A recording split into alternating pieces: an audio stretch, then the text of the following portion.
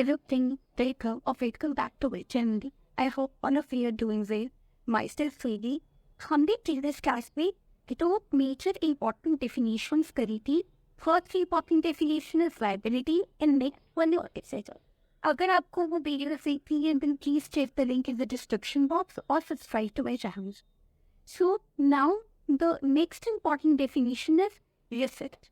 अगर हम receipt word को अंडरस्टैंड करेंगे सो इट जस्ट मीन्स कि जो हमें अमाउंट रिसीव हो गया है या फिर रिसीवेबल है, ठीक है, या तो वो हमें रिसीव होने वाला है या फिर रिसीव हो गया है on account of, for example कि हमारे पास कोई एसेट है, हमने वो अपनी एसेट सेल कर दी है, ठीक है, या फिर हमने कुछ गुड्स सेल करी है, या फिर हमने रेंडरिंग ऑफ सर्विसेज रेंडर करी है. अगर हमारा गुड्स का बिजनेस है तो हमने गुड्स पे करके इनकम जनरेट करी, और अगर सर्विसेज हम प्रोवाइड करते हैं, we are a service provider, तो हमने अपनी सर्विसेज डिलीवर करके वो रेवेन्यू और इनकम जनरेट करी है. ठीक है बेटा जी. फिर हमने बोला कि देखो रिसिप्ट जो होती है ना वो दो तरह की होती है, ठीक है. जैसे हमने प्रीवियस क्लास में भी इस बात का जस्ट हमने ऊपर से कहा था, दैट मीन्स जस्ट एक डेफिनेशन, एक फॉर्म ऑफ सेंटेंस फ्री तरह का कि कोई भी एक्सपेंडिचर होता है या फिर रेवेन्यू होता है वो टू टाइप्स का होता है, ठीक है. कैपिटल एक्सपेंडिचर और रेवेन्यू एक्सपेंडिचर, जिसपे हमने बात करी थी family planning expenditure incurred by the corporate for their employees, ठीक है. वैसे ही हमने बोला कि जो रिसिप्ट होती है हमारी वो भी दो नेचर में हम कैटेगराइज करते हैं. एक होती है रेवेन्यू नेचर रिसिप्ट, एक होती है कैपिटल नेचर रिसिप्ट. अब देखो बेटा जी, revenue nature receipt as the name suggest, हमें समझ में आ रहा है कि ये वो रिसिप्ट है जो हमने जनरेट करी है in the normal course of business, अपने बिजनेस ट्रांजेक्शन, अपने बिजनेस को कैरी अवे करने के लिए जो हमने रिसिप्ट जनरेट करी होती है, that is to be termed as revenue receipt, ठीक है. अब सिंस ये रेवेन्यू रिसिप्ट है तो हम कहाँ पे उसको हम अपने बुक्स ऑफ अकाउंट्स में, अपने फाइनेंशियल्स में कहाँ शो करेंगे, तो हमने बोला कि हम उसे क्रेडिट करेंगे to the profit and loss account, जो हमारा P&L अकाउंट होगा, क्योंकि वो हमारे रेवेन्यू रिसिप्ट है, क्योंकि हम अपने normal course of business transaction में हमने वो इनकम जनरेट करी है, तो that is why it is to be credited to the profit and loss account. हमारी फाइनेंशियल्स में कहाँ रिफ्लेक्ट होगा, प्रॉफिट एंड लॉस अकाउंट, क्योंकि वो हमारी इनकम का पार्ट है.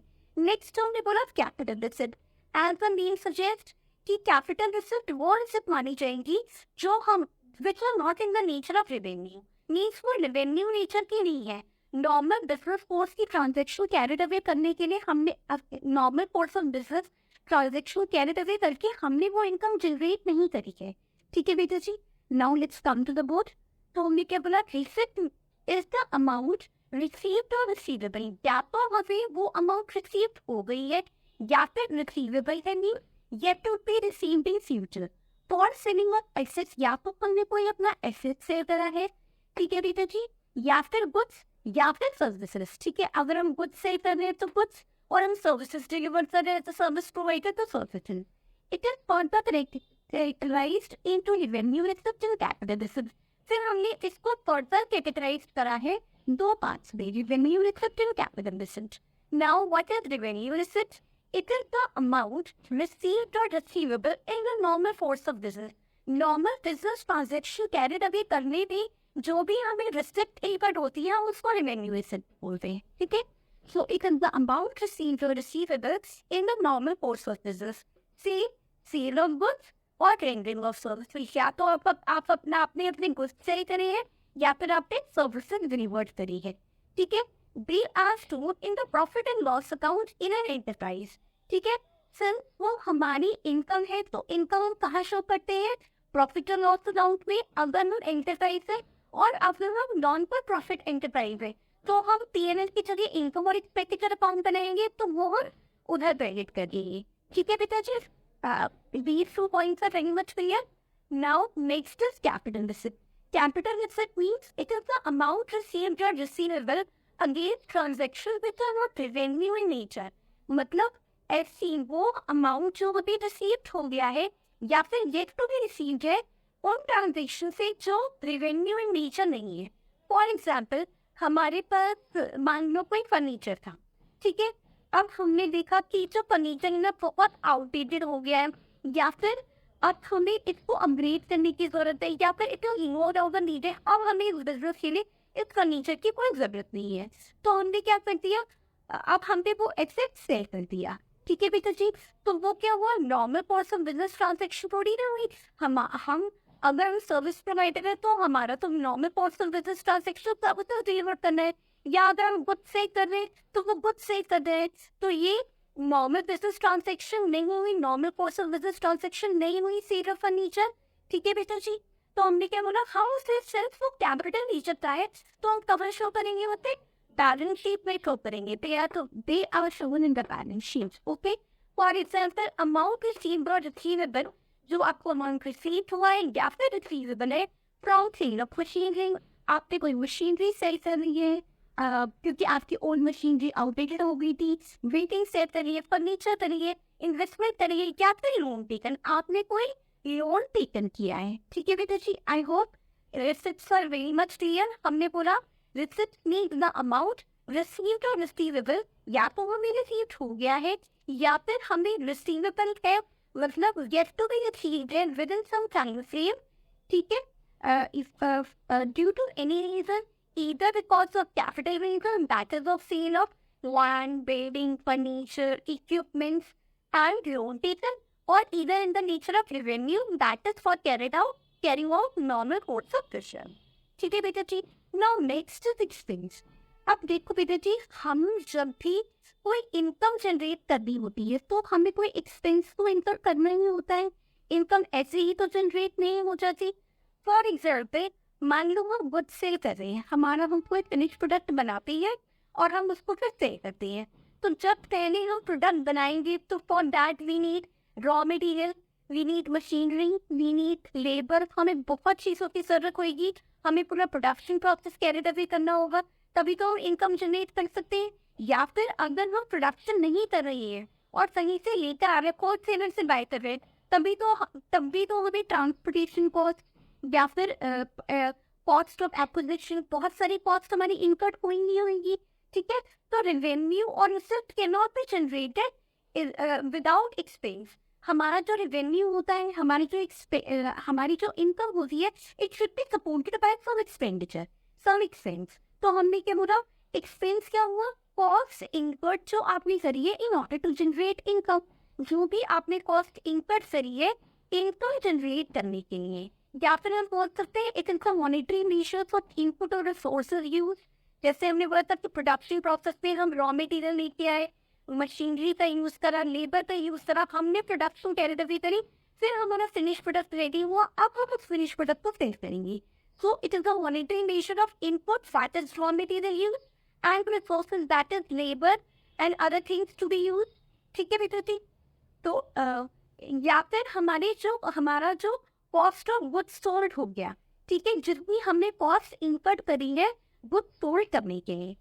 कम to the more expense, expense is the cost incurred for generating revenue. Expense क्या है बेटे जी, कॉस्ट इनकट है जो हमने कॉस्ट इनकट करी है in order to generate revenue और income. Expense is the monetary measure of inputs और रिसोर्सेज कंज्यूम्ड। सॉरी, एक्सपेंस क्या हुआ, मॉनेटरी मेजर्ड हुआ, जो भी आपने इनपुट्स यूज करे या फिर रिसोर्सेज कंज्यूम करे। फॉर एग्जाम्पल, वेरी सिंपल, इसका तो हमें एग्जाम्पल बहुत लेबन टर्म में पता है कि मान लो हमने कैश पेमेंट करी, electricity expenditure, electricity expense pair करा, रेंट पे करा, हमने लेबर एम्प्लॉय करी तो हमने सैलरीज रिंबर्स करी या फिर वेजेस दिए हमने। ठीक है, सो cash payments such as salaries, wages, rent, etc. Writing off a part of interest and that is depreciation or current assets से debts।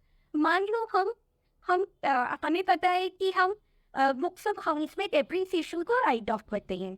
ठीक है, सॉरी, अपने फिक्स एसेट्स को राइट ऑफ करते हैं डेप्रीसिएशन रेट लगाकर। ठीक है, तो हमने बोला अगर हम राइट ऑफ कर रहे हैं fix asset for example depreciation, या फिर अपने current asset that is debts, हमने डेट्स को सेव करना था, अब उन्होंने हमें बिजनेस आइंट्री पेमेंट डिलीवर नहीं करी तो हमने उन डेट्स को राइट ऑफ कर दिया। ठीक है, या फिर कॉस्ट ऑफ गुड्स सोल्ड। ठीक है बेटा जी, अब देखो, अब हमने बोला एक्सपेंस तो क्या करोगे, अब हमने बोला कि अगर वो डायरेक्टली रिलेटेड है हमारे प्रोडक्शन से तो आप उसको ट्रेडिंग अकाउंट में डेबिट कर दो, और अगर इनडायरेक्टली है तो प्रॉफिट एंड लॉस अकाउंट में डेबिट कर दो. It should be debited either to the trading account if it is directly related to your production, and if it is indirectly related to your production, then it should be debited to profit and loss account. जैसे हमने बोला wages कहाँ होंगी, wages का factory के employees को देते हैं तो वो ट्रेडिंग अकाउंट का पार्ट होगा, salaries profit and loss account का पार्ट होगा, rate profit and loss account का पार्ट होगा. So an expense is charge that is debited to trading account और प्रॉफिट एंड लॉस अकाउंट. ठीक है बेटा जी, इतना क्लियर है? I hope these 2 points are very much clear. Now next, अब 2 तरह के एक्सपेंस होते हैं. एक होता है प्रीपेड एक्सपेंस, एक होता है outstanding expense. As the name suggest, prepaid expense का मतलब ये हुआ जो आपने एक्सपेंस अभी इस ईयर बियर करे हैं, बट उसके बेनिफिट आपको नेक्स्ट अकाउंटिंग ईयर या ईयर्स में मिलेंगे. ठीक है, फॉर एग्जाम्पल इसमें मैंने एक एग्जाम्पल लिया है कि इंश्योरेंस प्रीमियम. मान लो बेटा जी आपने एक इंश्योरेंस पॉलिसी ली है. ठीक है, कौन सी डेट को ली है आपने? 4 अक्टूबर को ली है. ठीक है, हमारा फाइनेंशियल ईयर कब से होता है? 1 अप्रैल से लेकर 31 मार्च तक. तो आपने अक्टूबर से ली है तो प्रीमियम तो आपने पूरे ईयर का पे करा होगा, 12 मंथ्स का. अक्टूबर से मार्च का कितने मंथ्स हो गए? अक्टूबर, नवंबर, दिसंबर, जनवरी, फरवरी, मार्च, 6 मंथ. ठीक है, तो हमने क्या बोला कि जो 6 मंथ्स का है वो तो इस ईयर का आपने पे करा, बट जो और नेक्स्ट 6 मंथ्स का है वो तो इसका मतलब आपने नेक्स्ट ईयर का पे करा. ठीक है, नेक्स्ट ईयर से अप्रैल, मई, जून, जुलाई, अगस्त, सितंबर, 30 सितंबर तक. ठीक है, तो जो आपने इस साल एक्सपेंस बेयर करा वो तो सिर्फ 6 मंथ का करा. नेक्स्ट 6 मंथ्स का आपने प्रीपेड एक्सपेंस बेयर कर दिया, नेक्स्ट फाइनेंशियल ईयर का बेयर कर दिया. ठीक है बेटा, so let's find it. Prepaid expense, it is an expense has been paid in advance and the benefit of which will be available in the following year or year. ये वो expense है जो आपने पे कर दिया एडवांस में, but उसका बेनिफिट आपको कब अवेलेबल होगा? या तो फॉलोइंग ईयर में, एक पर्टिकुलर ईयर में, नेक्स्ट कॉन्सिक्यूटिव ईयर में, या फिर ईयर्स में. For example, insurance premium of 50,000 has been paid for 1 year beginning from 1st October 2022. ठीक है बेटा जी, now the premium for 6 months, that is 1st April 2023 से लेकर 30th September 2023 तक amounting 35,000 is paid in advance. ठीक है, क्योंकि अगर आपने 1 अक्टूबर 2022 को लिया है, आपका फाइनेंशियल ईयर कब एंड हो रहा है? 31 मार्च 2023. तो बाकी के 6 मंथ्स का तो आपने एडवांस में पे कर दिया 1 अप्रैल 2023 से लेकर 30 सितंबर 2023 तक is paid in advance. That is the amount paid in advance, that is rupees 25,000 is the prepaid expense. वो क्या हो गया बेटा जी? आपका prepaid expense हो गया. ठीक है, it will be accounted as an expense in the financial year for 31st March 2024. अब जब आप 1st April 2023 से लेकर 31st March 2024 के फाइनेंशियल रेडी करेंगे, बुक्स ऑफ अकाउंट्स रेडी करेंगे, तो उस ईयर का तो वो एक्सपेंस बना जाएगा.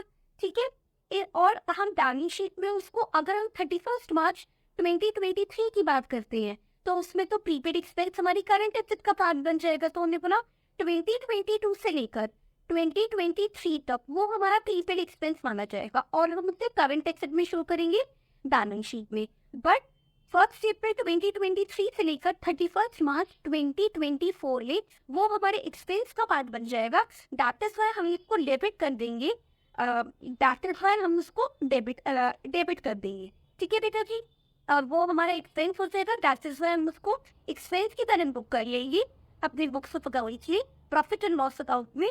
और जो 2023 वाला होएगा वो तो क्या होएगा? हमारा बैलेंस शीट का पार्ट होएगा under the head current asset. ठीक है, I hope this is very much clear. ठीक है, अब एक होता है आउटस्टैंडिंग एक्सपेंस. आउटस्टैंडिंग एक्सपेंस मतलब क्या होता है?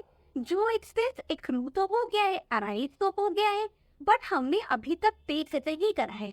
मतलब हम जब वो अकाउंटिंग ईयर एंड हो रहा है, that is 31 March of a particular financial year, तक हमने उसकी पेमेंट नहीं करी है. फॉर एग्जाम्पल, इसका एक गुड एग्जाम्पल है ऑडिट फीस. ठीक है, चार्टर्ड अकाउंटेंट्स हम चार्टर्ड अकाउंटेंट हायर करते हैं अपनी बुक्स ऑफ अकाउंट्स को ऑडिट करने के लिए। अब उन्होंने अपनी सर्विसेज डिलीवर कर दी, बट हमने 31 मार्च तक उनकी पेमेंट नहीं डिसबर्स करी है। तो वो क्या हो गया, हमारा एक्सपेंस एक्रू और अनाइज तो हो गया है, बट अभी तक हमने उसकी पेमेंट नहीं करी है। तो वो कहाँ का पार्ट होगा, पहले तो एक्सपेंस हमारा एक्रू हो गया है, एक्सपेंस एक्रू हो जाता है, then it should become a part of profit and loss account and yet to be paid. अभी हमने पे नहीं करा है, बट हमें उसे पे करना है with in a period of 12 months from the end of the accounting year. तो किसका पार्ट हो गया, बैलेंस शीट का पार्ट हो गया under the head current liabilities. Okay, first वो हमारे एक्सपेंस का पार्ट बना in profit and loss account, फिर बाद में वो हमारे बैलेंस शीट का पार्ट बना under the head current liabilities, क्योंकि ये करंट लायबिलिटीज हमें सेटल करनी है with in a period of 12 months from the end of the accounting year. Let's read it. Outstanding expense. It is an expense that has been incurred but has not been paid. Incurred तो हो गया है, accrue हमने कर लिया है अपनी book में, बट अभी तक हमने उसकी पेमेंट नहीं करी है। For example, an audit has been conducted by a firm of chartered accountants against which audit fee of 60,000 is payable. कितनी फीस पे करनी है हमें ऑडिट की, 60,000. So it is a liability of 60,000. It means a liability of rupees 60,000. has been incurred which is yet to be paid. एक liability arise for paying है हमारी books of accounts में जो हमें पे करनी है, तो it is to be turned as outstanding expense. तो वो किसका पार्ट हो गया बेटा जी, आउटस्टैंडिंग एक्सपेंस का पार्ट हो गया। So it is debited to the profit and loss account. तो आप उसे कहाँ डेबिट करेंगे, सिर्फ वो हमारी एक्सपेंस का पार्ट है तो प्रॉफिट एंड लॉस अकाउंट में चलेगा। And also shown under the current liabilities in the balance sheet, सिर्फ हमें उसकी पेमेंट सेटल करनी है with in a period of 12 months from the end of the accounting year. इसलिए हम उसे बैलेंस शीट में शो करेंगे अंडर द हेड करंट। ठीक है बेटा जी, तो हमने अभी दो इंपॉर्टेंट डेफिनेशंस पढ़ी, that is visit and expense. I hope all of I made very much clear. ठीक है बेटा जी, थैंक यू।